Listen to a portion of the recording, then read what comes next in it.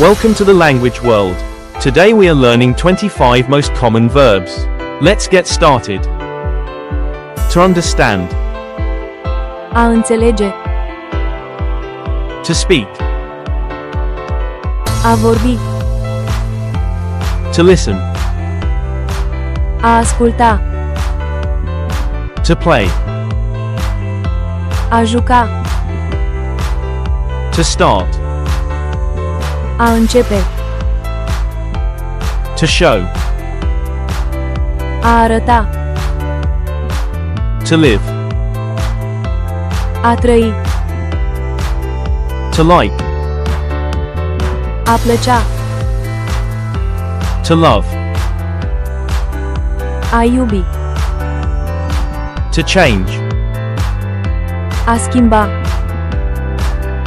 To meet. A întâlni. To learn. A învăța. To believe. A crede. To run. A alerga. To help. A ajuta. To watch. A privi. To wait. A aștepta. To remember. A aminti. To stay. A rămâne.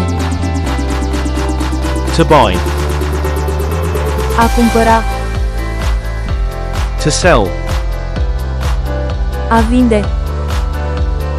To pay. A plăti. To lose. A pierde. To win.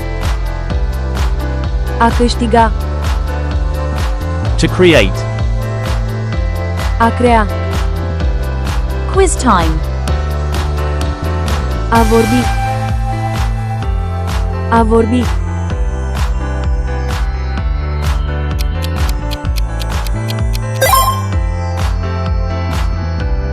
A cumpăra. A cumpăra.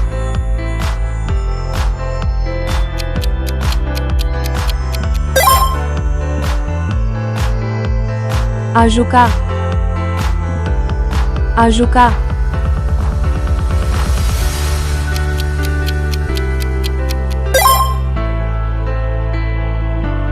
A iubi. A iubi.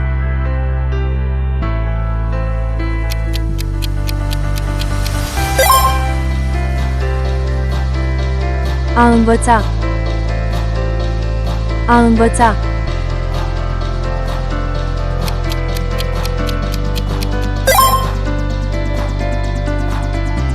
A înțelege. A înțelege.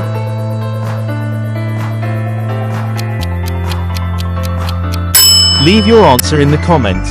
Thanks for watching. Don't forget to subscribe to our channel to learn more languages.